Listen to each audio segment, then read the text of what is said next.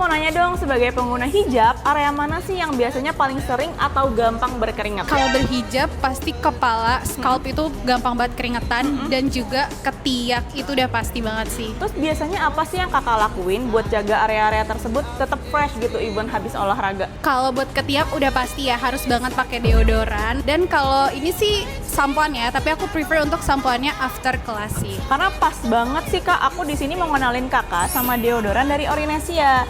Kita tuh pakai natural ingredients kak, jadi aman banget buat sensitive skin, udah dermatology tested juga dan nol alkohol. Ini bisa ini spray ya berarti Iya, ya? itu di spray jadi bisa langsung disemprotin ke ketiak dan dia bener-bener kayak air aja kak, lightweight banget. Oh iya benar, ini juga nggak ada wanginya sama sekali ya? Iya betul banget, kita unscented, jadi tuh nggak bakal ada tuh momen-momen kayak wanginya Kecampur. deodoran. Bener, Oke, nggak ada. oke. Free buat kakak karena udah mau jawab pertanyaan dari kita. Oh, thank you so much. Semoga cocok ya kak, bisa Ya, dicoba. thank